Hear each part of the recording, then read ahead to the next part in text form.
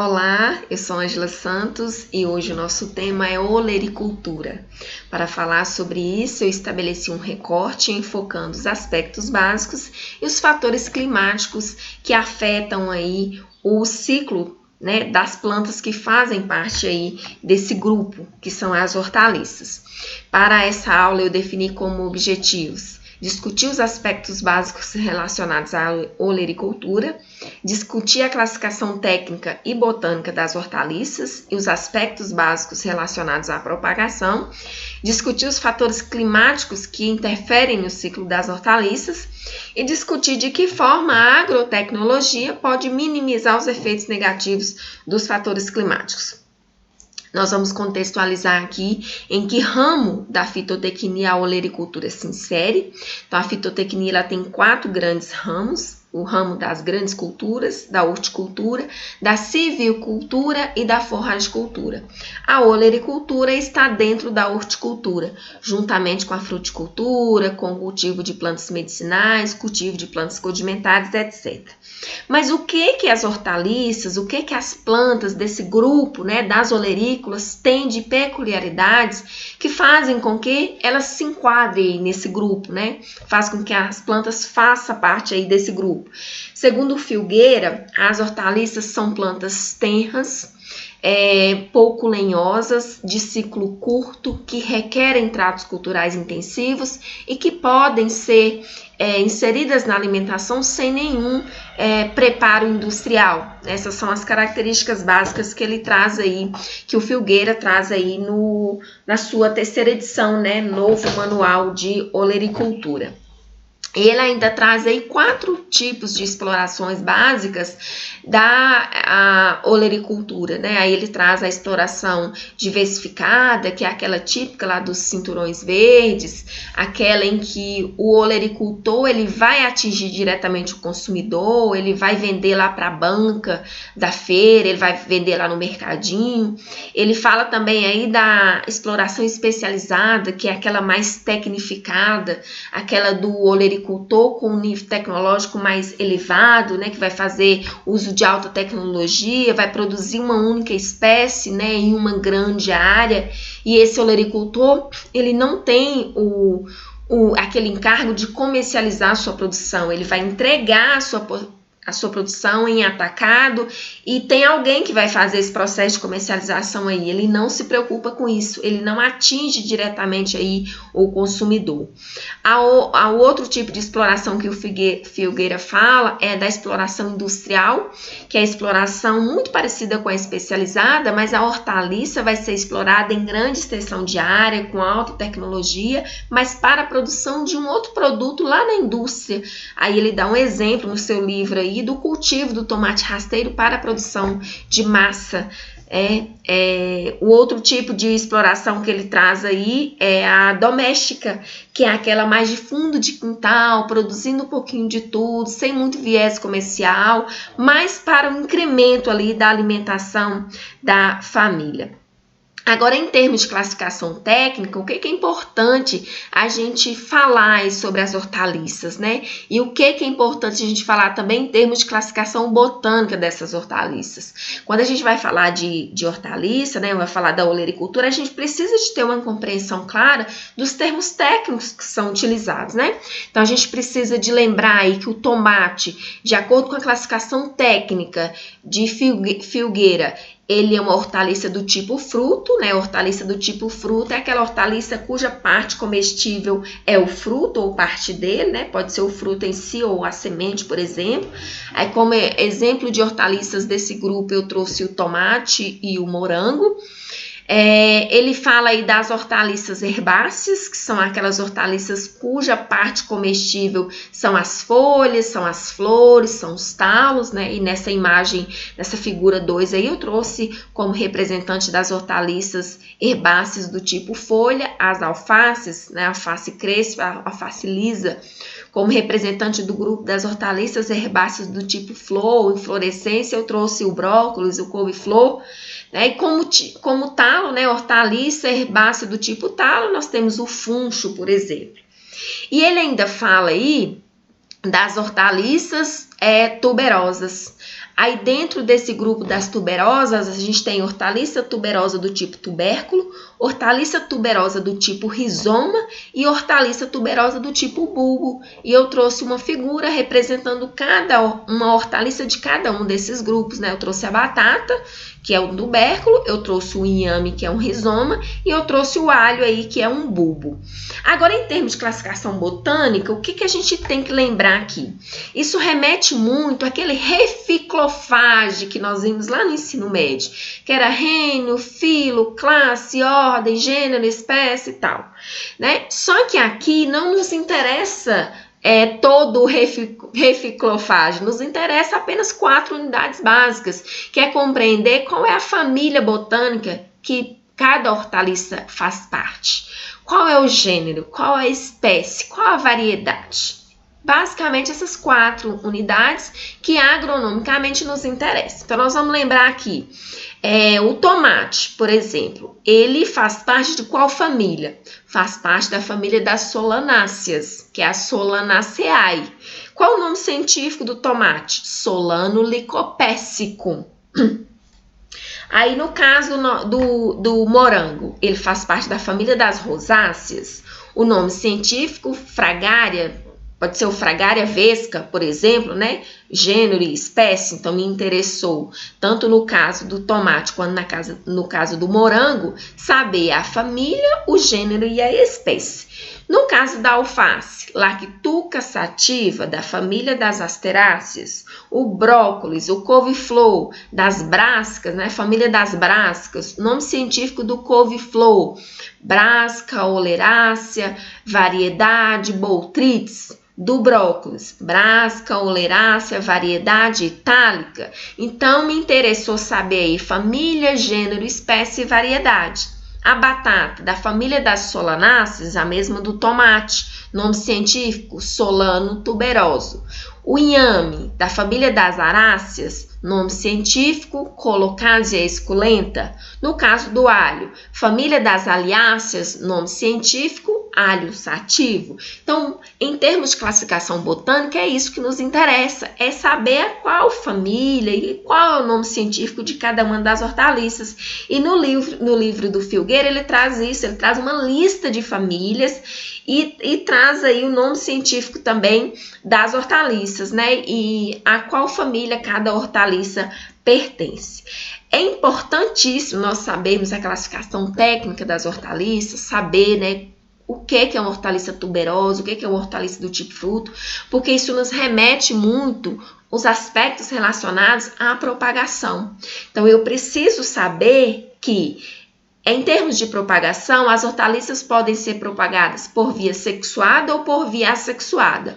Por via sexuada, eu posso fazer a propagação por semeadura direta e por semeadura indireta. Só que eu tenho que lembrar que uma hortaliça tuberosa, ela não tolera transplantio.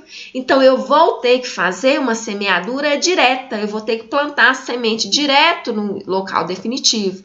Enquanto que a semeadura indireta, no caso do tomate, alface, couve-flor, por exemplo, que são hortaliças cuja parte comestível fica acima do solo, eu posso levar para a casa de vegetação, para o viveiro e fazer a mudinha lá, depois levar para o canteiro.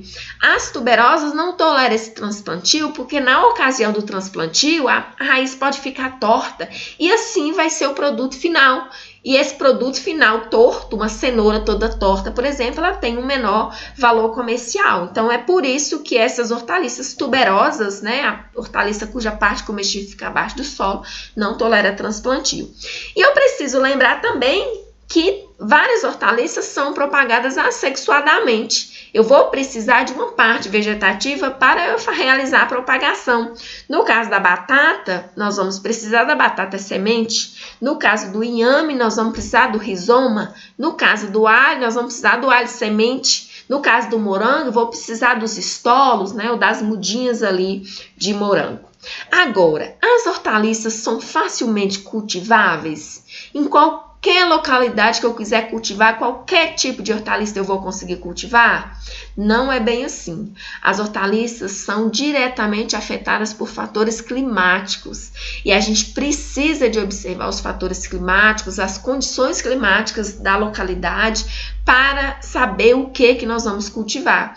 E a temperatura é o fator mais limitante para o cultivo das hortaliças. É tanto que, devido a esse fator, nós temos o agrupamento das hortaliças em hortaliças de clima quente, hortaliças de clima ameno e hortaliças de clima frio.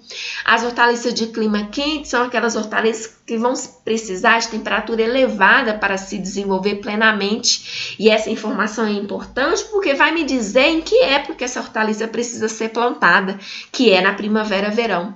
Como é representante desse grupo aí, dessas hortaliças de clima quente, nós temos o quiabo, por exemplo. Das de clima ameno, elas precisam de temperatura amena para se desenvolver, né? Precisa de temperatura bem menor em relação à exigência aí das hortaliças de clima quente, por exemplo, né? Precisa de uma faixa de temperatura aqui próximo de zero, mas acima de zero, né? Então, uma temperatura aí que seja a temperatura na faixa confortável, né, para nós. E são plantas que precisam ser plantadas no outono, para que ela tenha essa exigência de temperatura atendida. Como exemplo aí dessas hortaliças de clima ameno, nós temos o tomate, por exemplo. As de clima frio são aquelas que precisam de temperatura muito baixa para se desenvolver. São plantas que toleram até geadas, são plantas que precisam mesmo de baixa temperatura e elas precisam ser plantadas no outono e inverno. Como exemplo, nós temos aí o alho, por exemplo. Outro fator que afeta diretamente aí o ciclo das hortaliças é a termoperiodicidade diária. Então, a variação de temperatura ao longo das estações, né, faixas específicas de temperatura são importantes para o pleno desenvolvimento de determinadas hortaliças, né? São importantes aí para o ciclo biológico, né, para a fisiologia de certas plantas. E esse fator demarca aí uma característica muito importante, que é uma característica presente nas brássicas. E essa característica faz com que as brássicas sejam marcadas aí por esse fator de bienalidade, que é o caso de plantas, né, que precisam de uma faixa de temperatura muito baixa para passar do ciclo vegetativo para o ciclo reprodutivo, que é o caso das brássicas, né, como eu acabei de falar. Aí eu trouxe aí anual e perenes. É só para a gente fazer um adendo e lembrar que quando eu falo de bienal, né, de uma hortaliça bienal, eu estou falando dessa hortaliça que precisa dessa faixa de temperatura baixa para passar para o ciclo reprodutivo. Mas quando eu falo de hortaliça anual, eu estou falando daquela hortaliça que vai demorar 1 ano para completar seu ciclo. Quando eu falo de perenes, eu estou falando de hortaliças que vão ficar mais de 1 ano ali sendo explorada numa mesma área, né, e produzindo bem. Outro fator importantíssimo, né, para o pleno desenvolvimento de algumas hortaliças, né, do qual algumas hortaliças dependem aí para se desenvolver plenamente, é a termoperiodicidade diária, que diz respeito à diferença entre as temperaturas diurnas e noturnas, que é o caso aí, por exemplo, do tomate e da batata, que são hortaliças que exigem esse fator, né, que tem essa exigência para se desenvolver plenamente. O tomate e a batata precisam de uma diferença aí entre as temperaturas diurnas e noturnas de pelo menos 5 a 10 graus Celsius. A batata, onde essa exigência não é atendida, ela não vai bem. Então, de forma que em localidades de baixa altitude, onde esse fator não é atendido, ela não deve ser cultivada, né? Ela vai bem em localidades com altitude superior a 800 metros, né? Que tem aí condição de atender essa exigência dela. A luz é importante tanto quanto a intensidade, quanto ao fotoperíodo, né? Então, algumas hortaliças são diretamente influenciadas pela intensidade luminosa, né, e pelo fotoperíodo. Então, essa intensidade luminosa, ela é importante porque quanto maior a luminosidade, dentro de certo limite, é claro, maior é a fotossíntese e, consequentemente, maior a produtividade. Quanto ao fotoperíodo, diz respeito a um período de luz dentro de um período de 24 horas. Isso é uma característica importante que demarca cultivares do grupo aí das aliáceas, como cultivares do tipo precoce ou tardia, ou seja, um alho cultivar tardia, ele vai precisar de um maior fotoperíodo para se bulbificar. Uma cultivar precoce precisa de uma faixa de luz, né, de um fotoperíodo menor para se bulbificar. De forma que se a gente trouxer, por exemplo, aquelas cultivares lá do sul, né, do país, do sul do nosso Brasil, para cultivar aqui na região do Vale de Jequitinhonha, por exemplo, nós não teremos sucesso, porque o alho precisa de clima baixo. Nós temos clima baixo aqui no outono e inverno. Eu plantando no outono e inverno, eu não vou ter, nesse período, essa exigência fotoperiódica de uma cultivar tardia atendida, por exemplo, né? Então, não vai se bulbificar, o alho vai ficar sempre vegetativo.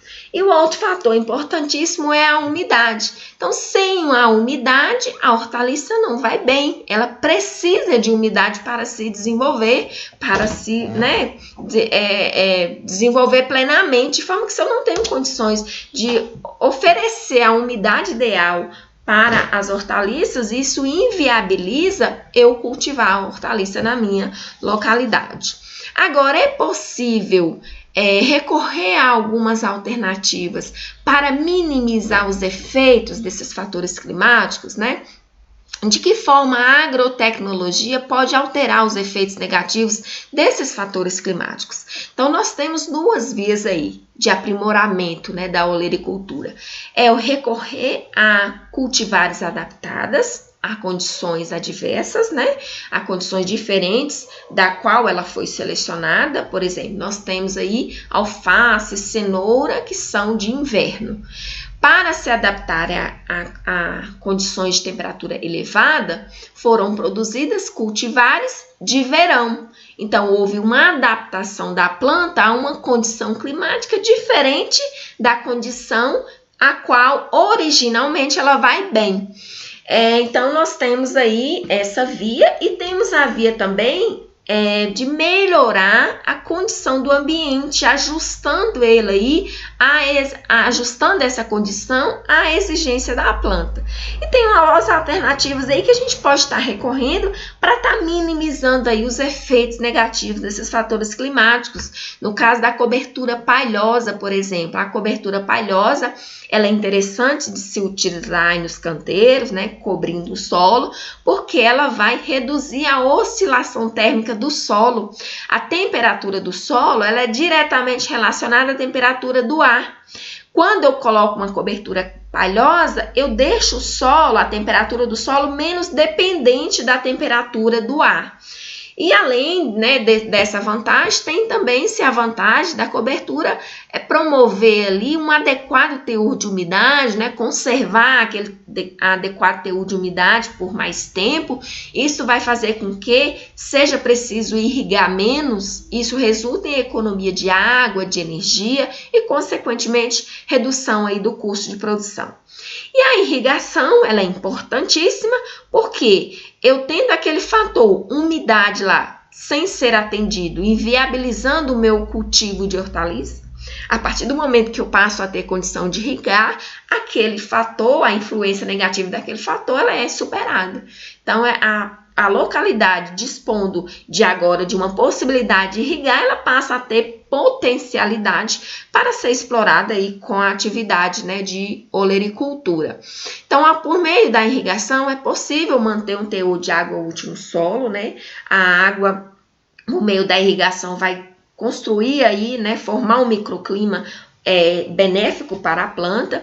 E uma outra finalidade, né, para a qual a irrigação vem sendo utilizada, além de fornecer água útil no solo, é para o controle de geada em localidades onde ocorrem geadas e prejudicam aí o cultivo de algumas hortaliças. Então, na minha região ocorre geada, mas eu quero plantar uma hortaliça que não tolera geada. O que eu vou fazer? Monto um sistema de irrigação. Nos dias que acontecer geada, eu coloco a irrigação, né, o sistema de irrigação para funcionar à noite, quebrando os cristais de gelo, evitando ali que aquela geada, né, que aqueles cristais de gelo danifiquem a parte vegetativa daquela planta.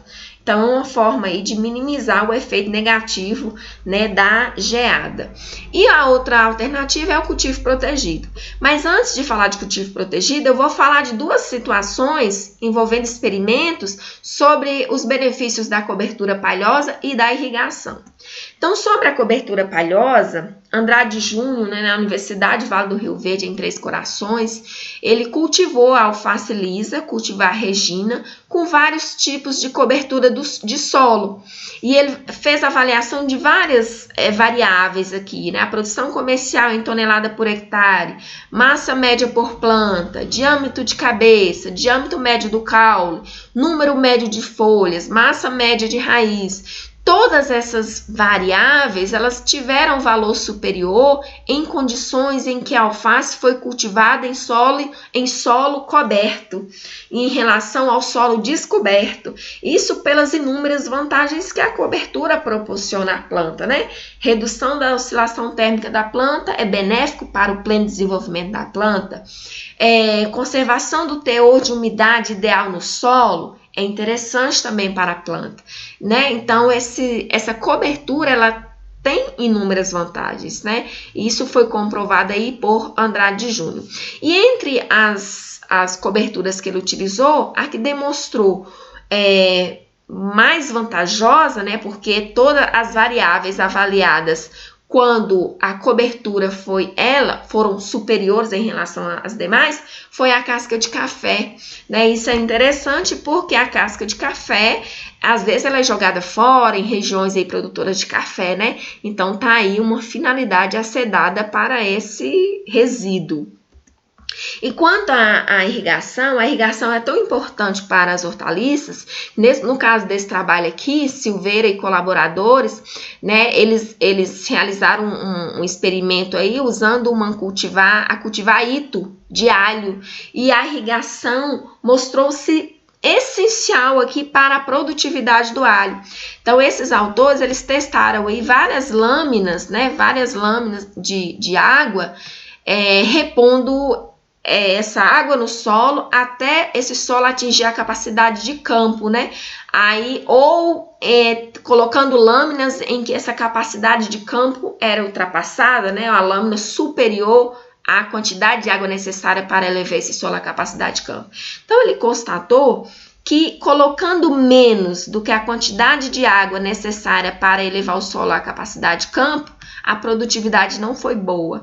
Colocando a mais, a produtividade também não foi boa.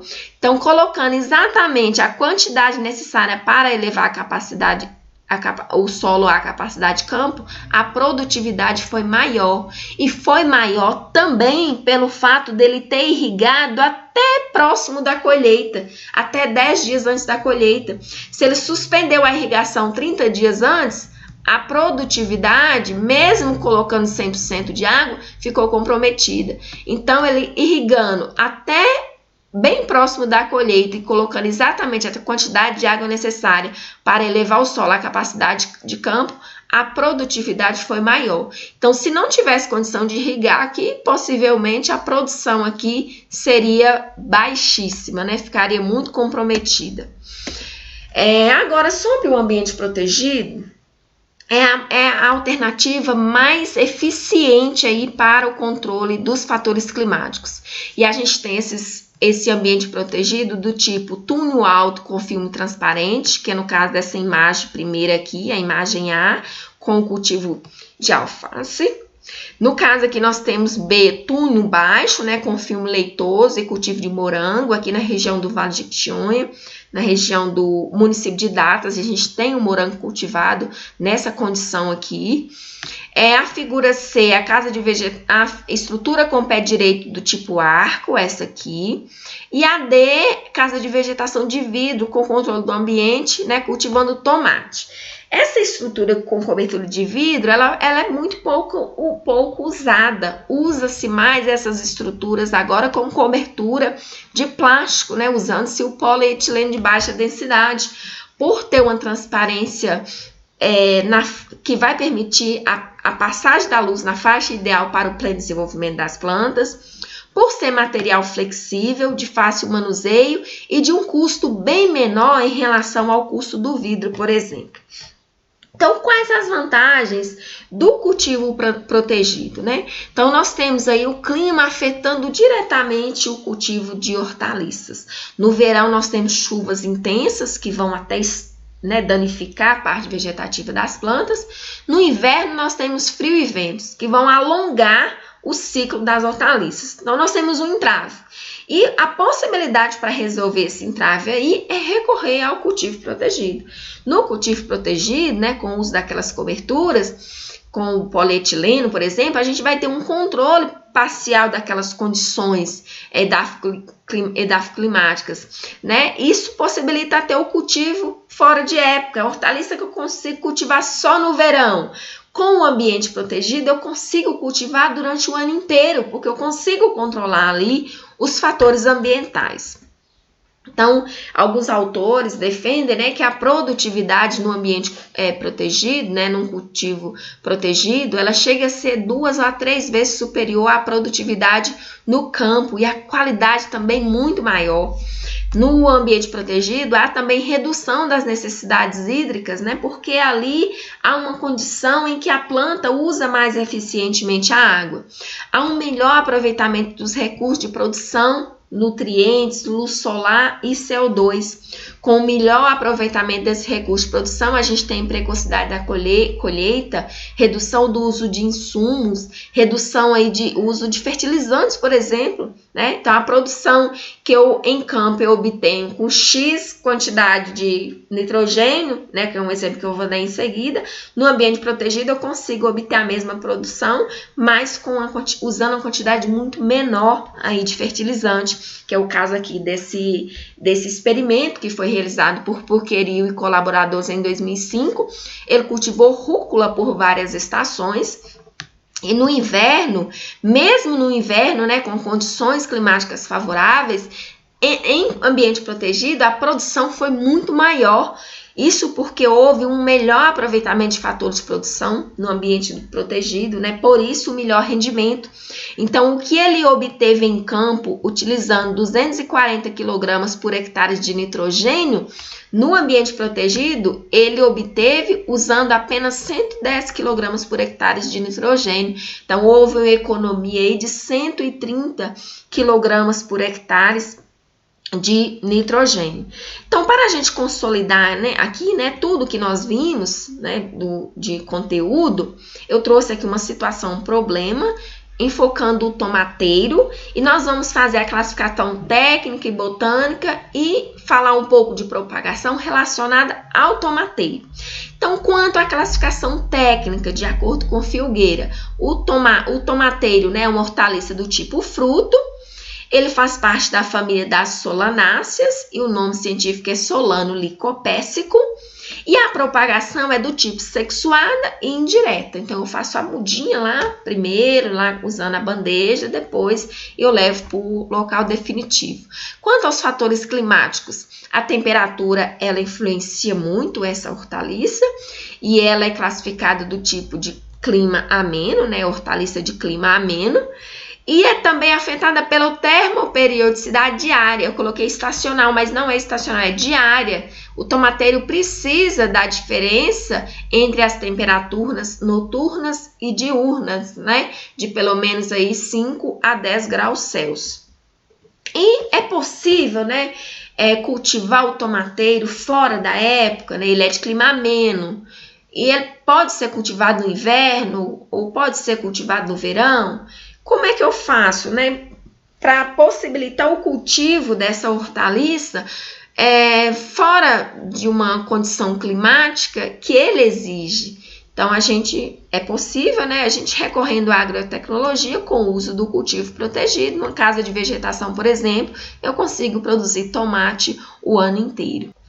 Agora, em termos de considerações, o que eu tenho, né, para pontuar? Então, a olericultura é explorada desde a forma mais rudimentar para o consumo da família, né, até a forma mais especializada.